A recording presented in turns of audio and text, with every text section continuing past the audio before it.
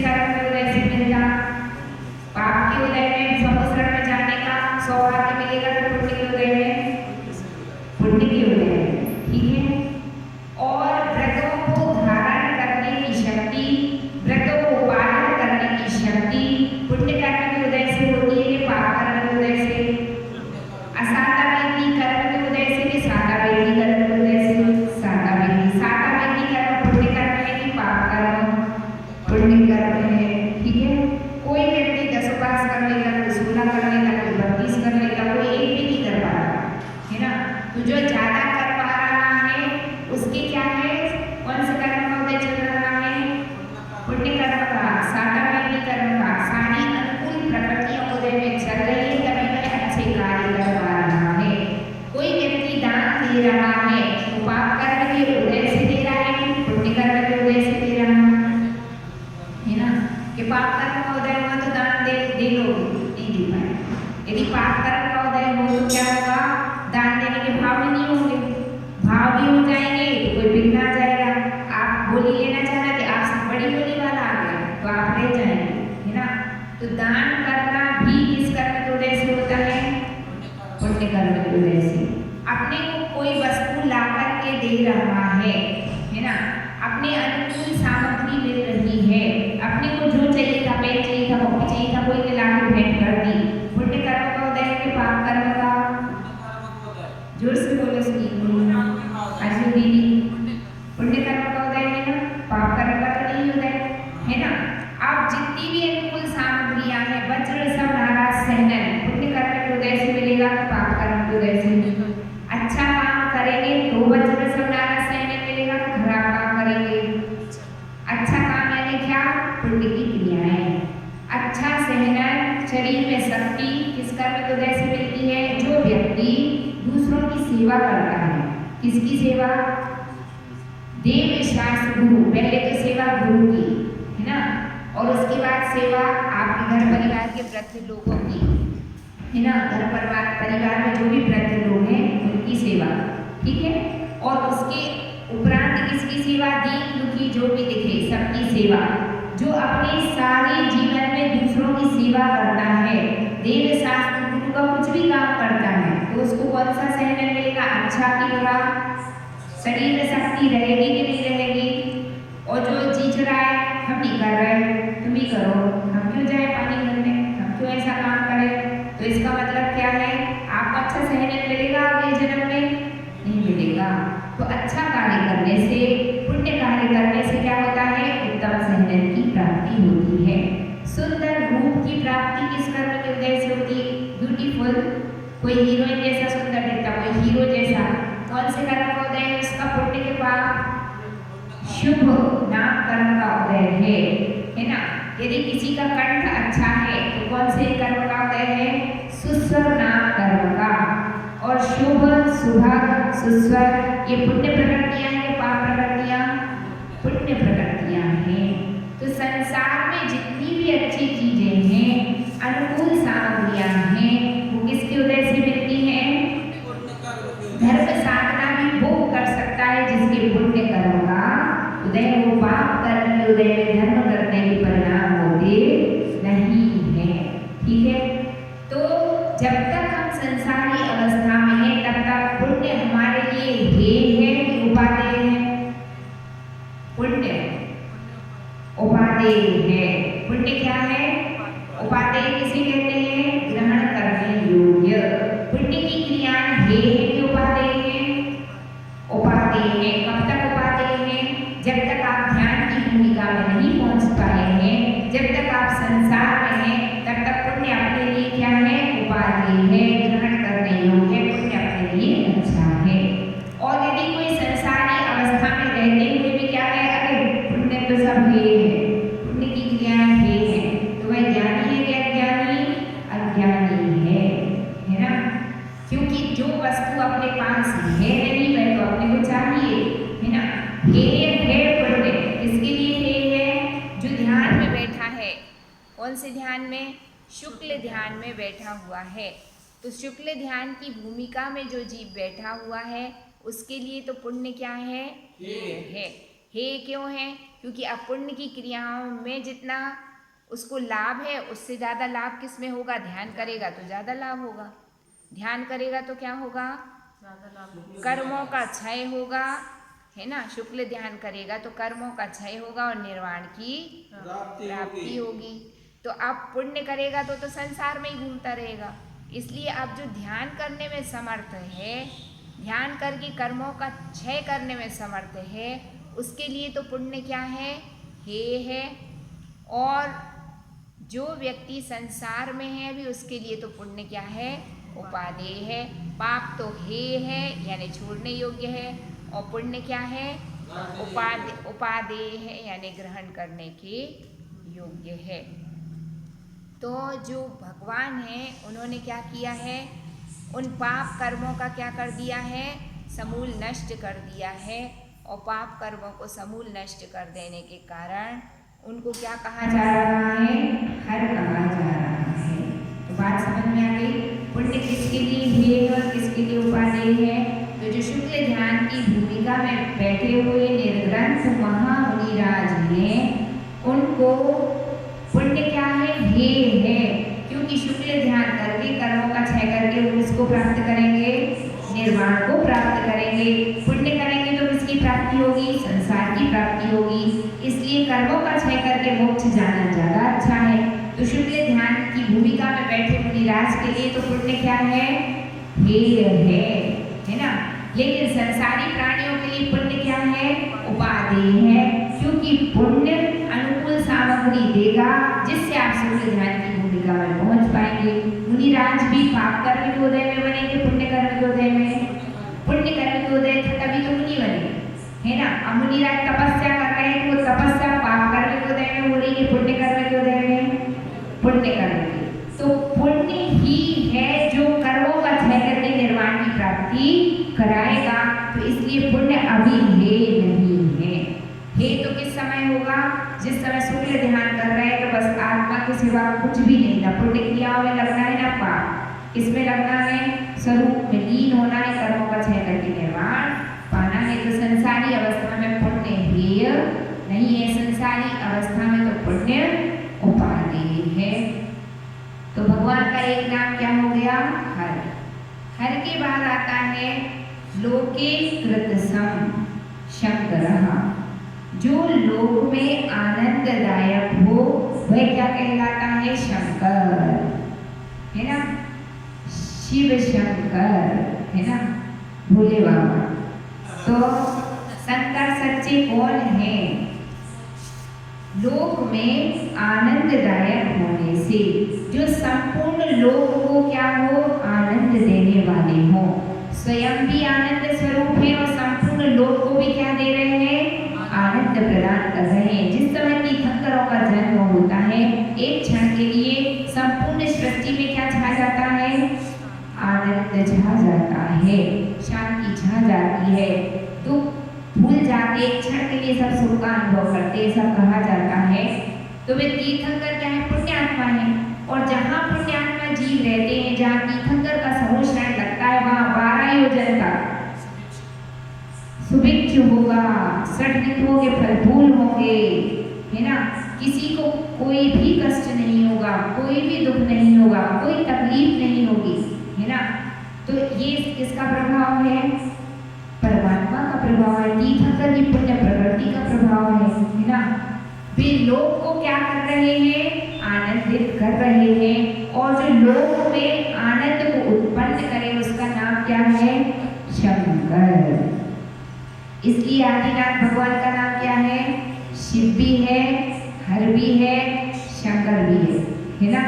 तो अपन शिव बोले चाहे शंकर बोले चाहे हर बोले, सब कौन है, जिन्होंने संपूर्ण कर्म नष्ट कर दिए हैं वो ही शिव है। जिन्होंने संपूर्ण कर्म नष्ट कर दिए हैं वो ही क्या है, शंकर है ना। क्योंकि मोक्ष में कौन जाएगा, जिसने समूल कर्म नष्ट कर दिए। आनंद को कौन प्रदान करेगा, जिसने संपूर्ण कर्म नष्ट कर दिए हैं, ठीक है। और जिसके कर्म नष्ट नहीं हुए हैं और यदि वह शिव हो तो क्या वह परमात्मा है, नहीं है। 11वें नंबर के रुद्र, है ना, जिनको अभी शिव शंकर के नाम से पूजा जाता है, वो कौन से नंबर के रुद्र हैं, तो जो 11वें नंबर के रुद्र हैं, अंतिम रुद्र, उनके क्या समूल कर्म नष्ट हो गए हैं, नहीं हुए। तो क्या वे परमात्मा हैं, नहीं है। लेकिन जो आगामी 24 है ना, उसमें अंतिम जो तीर्थंकर होंगे 24वें, वे कौन होंगे, जो अंतिम रुद्र सात्विकी पुत्र था, 11वां रुद्र सात्विकी पुत्र, वह 24वां तीर्थंकर होगा। मतलब जिसको अभी लोक में शिव शंकर के नाम से पूजा जा रहा है, वे भविष्य काल के 24वें तीर्थंकर होंगे। तो भावी तीर्थंकर तो हैं, है ना। तो जिनके कर्म अभी विद्यमान हैं वे परमात्मा नहीं होते, और जिनके संपूर्ण कर्म नष्ट हो गए हैं, फिर वह शिव हो, शंकर हो, ब्रह्मा हो, विष्णु हो, महेश हो, कोई भी हो। यदि आपने कर्म क्षय कर लिए तो आप किसकी श्रेणी में आ गए? आप परमात्मा की श्रेणी में आ गए। लेकिन यदि आपके अभी कर्म विद्यमान हैं तो अभी आपकी श्रेणी परमात्मा की नहीं है। आगे कहते हैं संभवस्तम भवन सुखे। संभवस्तम सुख में उत्पन्न होने से सुखे भवन संभव। सुख में उत्पन्न होने से क्या कहलाते हैं? भगवान का एक नाम संभव है। क्या नाम है? सुख में उत्पन्न होने से। अब क्या भगवान के पास एक आध बूंद दुख बचा क्या? कर्म क्षय होने के बाद आत्मा में क्या एक भी दुख बचता है? नहीं। अब आत्मा के पास कितना सुख है? अनंत सुख। कितना सुख है? किस कर्म के क्षय होने से अनंत सुख उत्पन्न हुआ है? मोहिनी कर्म। कौन सा कर्म? घातीय कर्म में भी कौन सा कर्म? मोहिनी कर्म समूल नष्ट जब होता है तो अनंत सुख प्रकट होता है। ज्ञानावर्णी कर्म के क्षय से क्या होता है? नहीं, ज्ञानावर्णी कर्म के क्षय से तो अनंत ज्ञान यानी केवल ज्ञान। दर्शनावर्णी कर्म के क्षय से अनंत दर्शन या केवल दर्शन, है ना। इसके बाद अंतराय कर्म के क्षय से अनंत वीर्य उत्पन्न होता। कौन से कर्म के क्षय से? अंतराय कर्म के क्षय से अनंत वीर्य या अनंत बल उत्पन्न होता। और मोहिनी कर्म के क्षय से क्या उत्पन्न होता है? अनंत सुख। तो जिन्होंने अनंत सुख को पा लिया है उनका नाम क्या है? संभव, है ना। संभव का मतलब क्या है? जिन्होंने अनंत सुख को पा लिया है वे क्या है? संभव। तो आज हमने भगवान के 4 नाम का अर्थ सीखा। कौन कौन से? शिव, हर, शंकर और संभव। शिव, हर, शंकर और संभव। कल हमने क्या देखा था? अंधकांतक, अर्धनारीश्वर और त्रिनेत्र। त्रिनेत्र, अंधकांतक, अर्धनारीश्वर। आज 4 सीखे। शिव, हर, शंकर और संभव। बताइए, आप सुनाएंगे? हाँ, आज के सुनाए। हाँ, आप बताओ। संभव। ठीक है, तो अब अपन अपनी क्लास को कल कंटिन्यू आगे करेंगे। आज के लिए इतना।